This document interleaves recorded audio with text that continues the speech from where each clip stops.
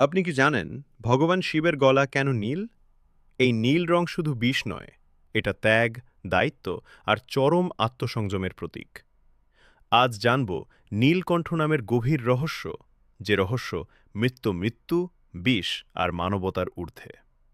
দেবতা ও অসুর অমৃতের সন্ধানে মন্থন করেছিলেন মহাসমুদ্র, কিন্তু অমৃতের আগে উঠেছিল এক ভয়ঙ্কর বিষ, হালাহল। এই বিষ এতটাই ভয়ানক ছিল যে পুরো সৃষ্টি ধ্বংস হতে বসেছিল। দেবতা, অসুর সবাই ভয়ে শিবের শরণ নিল। তখন এগিয়ে এলেন ভগবান শিব।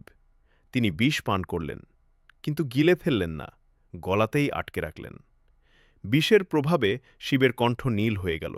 সেই থেকেই তার নাম নীলকণ্ঠ। নীলকণ্ঠ মানে শুধু বিষ পান নয়, এর অর্থ দুঃখ নিজের ভেতরে ধারণ করা, কিন্তু তা অন্যের ওপর না ছড়ানো, নেতিবাচকতা নিয়ন্ত্রণে রাখা।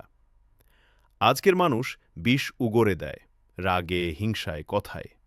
শিব শেখান, বিষ ধারণ করো, কিন্তু বিষে পরিণত হইও না। সবাই অমৃত খুঁজে, কিন্তু নীলকণ্ঠ হতে কেউ চায় না।